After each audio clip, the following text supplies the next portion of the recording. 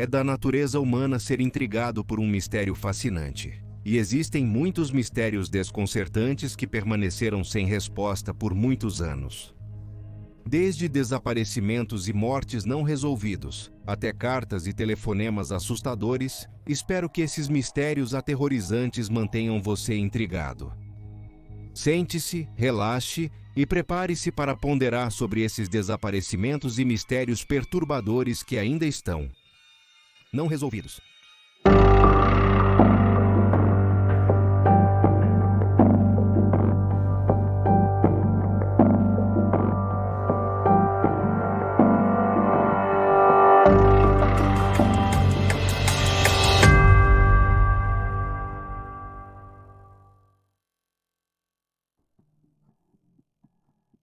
Joshua Maddox.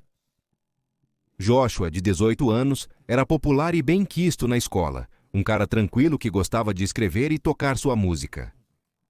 Ele também gostava de fazer caminhadas pela área de Woodland Park, no Colorado, onde morava. No dia 8 de maio de 2008, Joshua se despediu de sua irmã, Kate, e saiu para uma caminhada. Ele nunca retornou. Semanas, meses e anos se passaram, mas ainda não havia sinal de Joshua. Sua família esperava que ele tivesse ido começar uma nova vida em algum lugar e que eventualmente entraria em contato. Em agosto de 2015, um construtor local chamado Chuck Murphy estava demolindo sua antiga cabana de madeira.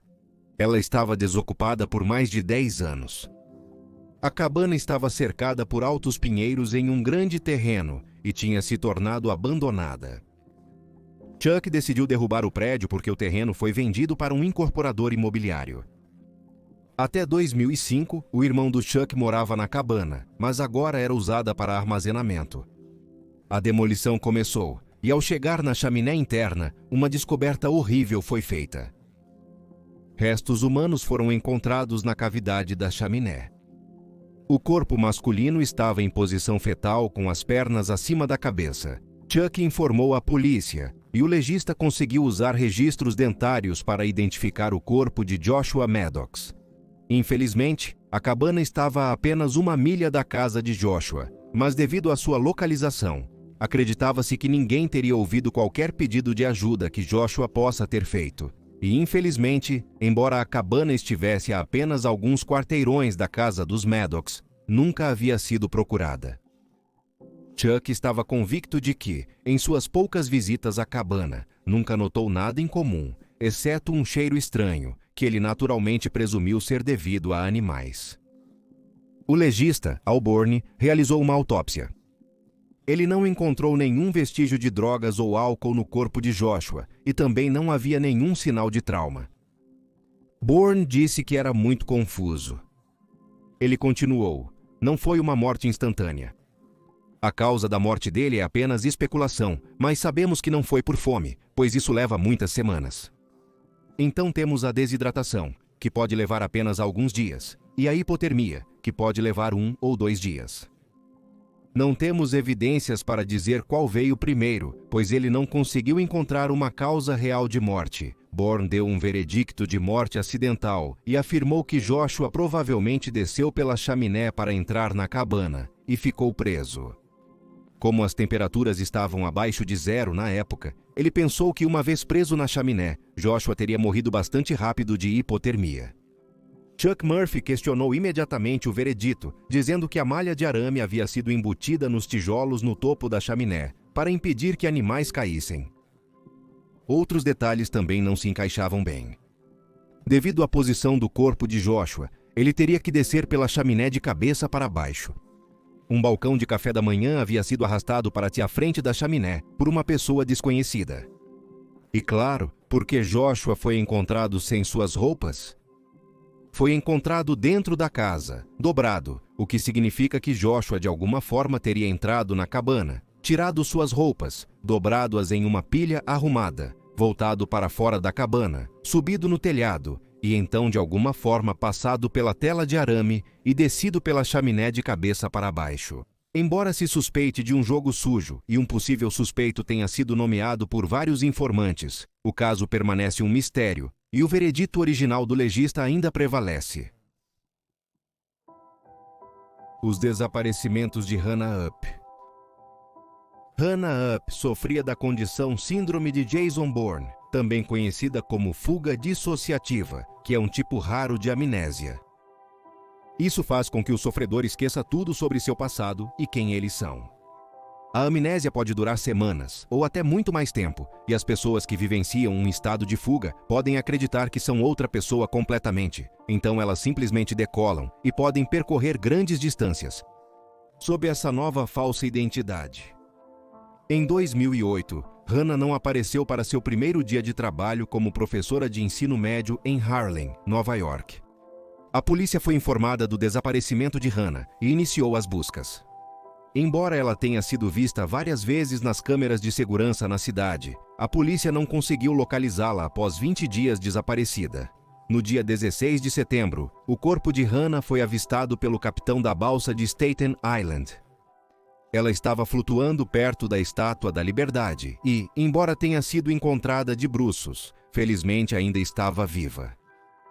Ela foi hospitalizada com desidratação, hipotermia e queimaduras solares graves.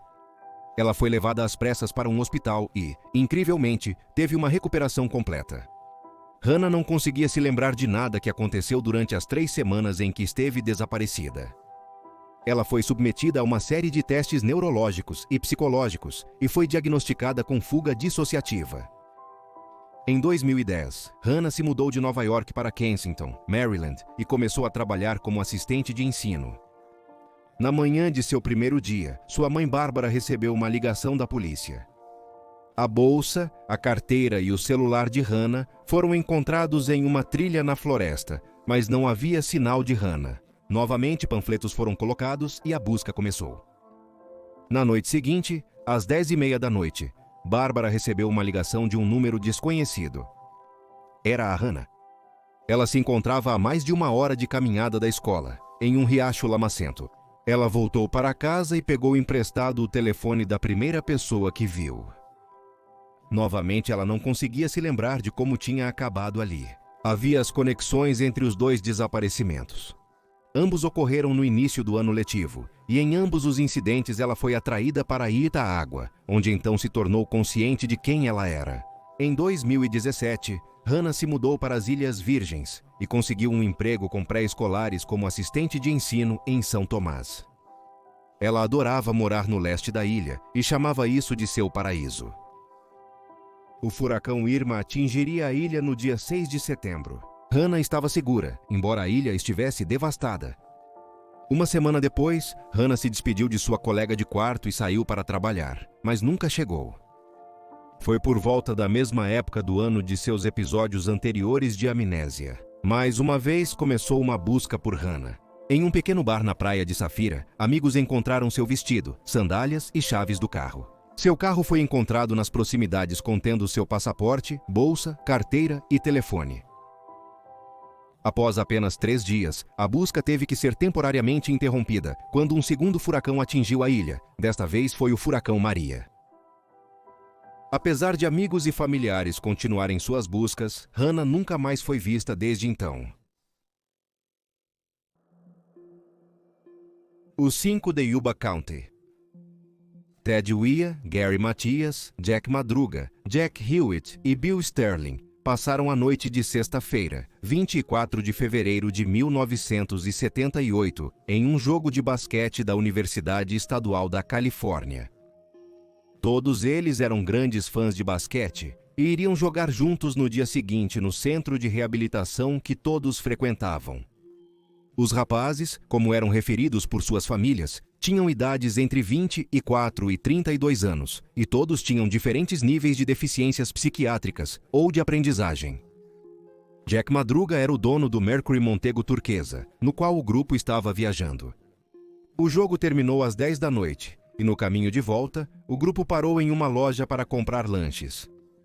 Então, misteriosamente, em vez de dirigir para o sul em direção à casa, o carro foi para o leste e dirigiu por cerca de 70 milhas. Naquela noite, Joseph Jones estava a caminho da Floresta Nacional de Plumas, quando seu Volkswagen ficou preso na neve. Ele tentou empurrar o carro, mas sentiu uma dor súbita no peito. Sentindo-se mal, ele voltou para o carro, sem saber que havia sofrido um ataque cardíaco. Joe deixou o motor ligado para se aquecer e aguardou outro carro passar. Ele viu 2 conjuntos de faróis no espelho retrovisor. Um conjunto pertencia a um carro, o outro a uma caminhonete. Fraco demais para sair do carro, Joe viu os 2 veículos passarem e contornarem a próxima curva. Após 30 minutos, Joe ouviu um assobio e reuniu forças suficientes para ir e olhar. Ele chegou a um carro estacionado à beira da estrada com várias figuras em pé na frente. Ele pensou que todos eram homens, exceto por uma mulher que parecia segurar um bebê. Ele pediu ajuda, mas o grupo o ignorou e apagou os faróis do carro. Chateado, Joe voltou para o seu carro, onde viu a luz de várias tochas se movendo pela floresta.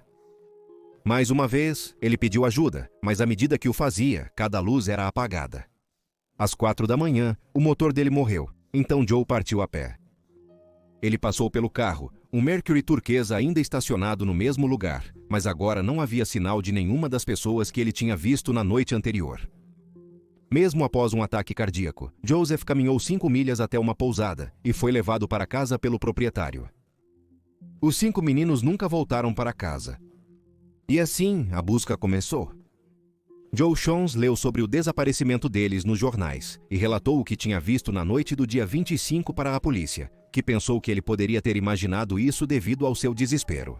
Embora o carro tenha sido encontrado abandonado no local indicado, uma equipe de busca não encontrou nenhum sinal deles à medida que as semanas se transformavam em meses. Em junho daquele ano, um grupo de motociclistas encontrou um trailer do serviço florestal em um acampamento a 19 milhas do carro Mercury abandonado. Dentro, eles encontraram o corpo emaciado de Ted Weir. Seus sapatos estavam faltando, expondo seus pés muito afetados pela geada. Mas por que Ted não comeu nenhum dos alimentos enlatados no trailer ou usou o tanque de propano para aquecer? O crescimento de sua barba mostrava que ele estava lá por 8 a 13 semanas. A polícia foi notificada. E logo encontraram os corpos de Sterling, Madruga e Hewitt, a pouco mais de 4 milhas de distância. O único sinal de Gary Mathias eram seus tênis deixados para trás no trailer. Parecia que ele havia trocado pelos sapatos de couro do Ted.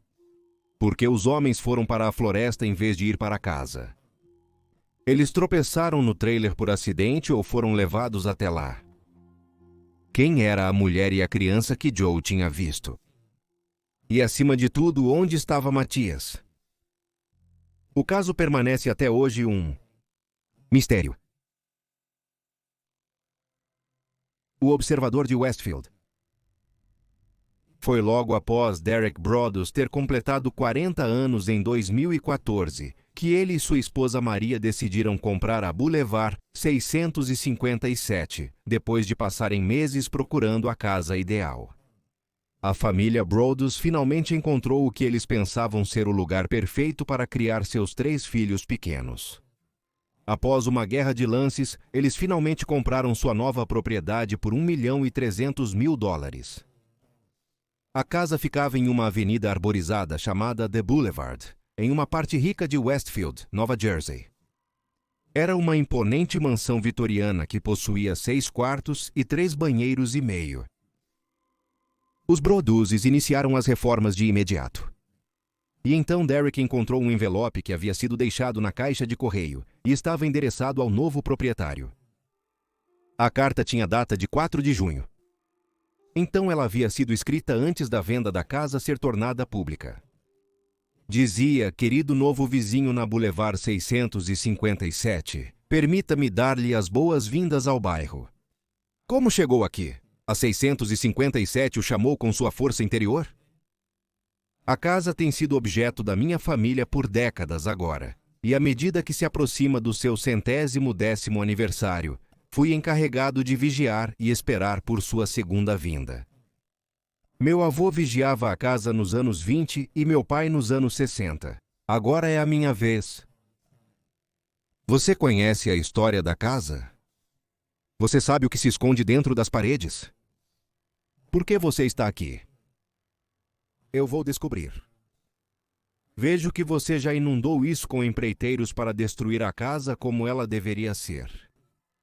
Você não quer deixar a Boulevard 657 triste. Você tem filhos? Eu os vi. Até agora, acho que contei 3. Há mais a caminho, eu pedi à floresta para me trazer sangue jovem, e parece que eles ouviram. Sua antiga casa era pequena demais para a família que crescia, ou foi ganância trazer seus filhos para mim? Uma vez que eu saiba seus nomes, eu os chamarei e os atrairei para mim. Quem sou eu? Centenas e centenas de carros passam pela casa todos os dias. Talvez eu esteja em um. Observe todas as janelas visíveis do Boulevard 657. Talvez eu esteja em uma.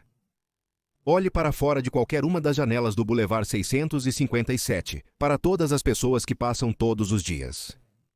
Talvez eu seja um deles. O Boulevard costumava ser a rua para se viver. Você tinha conseguido se morasse no Boulevard. Bem-vindos, meus amigos. Bem-vindo.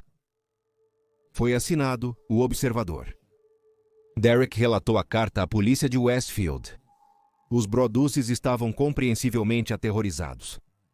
E quando estavam com muito medo para se mudar para a propriedade, receberam outra carta que dizia: 657 Boulevard está ansioso para que vocês se mudem. Faz anos e anos desde que o sangue jovem da casa governava os corredores. Oh, você já descobriu todos os segredos que ela guarda? Os jovens vão brincar no porão ou estão com muito medo de descer lá sozinhos? Derek e Maria contrataram um ex-agente do Federal Bureau of Investigation, um detetive particular e até um linguista forense, mas ninguém conseguiu rastrear o misterioso escritor.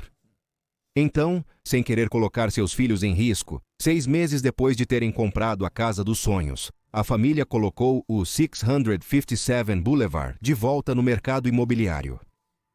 No entanto, o rumor se espalhou e, incapazes de vender a propriedade, eles tiveram que alugar a casa. Depois de não receber cartas por 2 anos, outra chegou 2 semanas após os inquilinos se mudarem. Dizia: você se pergunta quem é o observador. Virem-se idiotas. Depois continuou a listar várias maneiras pelas quais esperava que a família sofresse, como um acidente de carro, ou talvez um incêndio onde entes queridos morrem repentinamente. Continuou a dizer: você é desprezado pela casa, e o observador venceu. E agora você tem os fatos, 4 mistérios perturbadores que ainda estão sem solução. Por favor, deixe suas próprias teorias e especulações nos comentários abaixo e curta, e se inscreva para apoiar o canal. Obrigado por assistir e te vejo na próxima vez.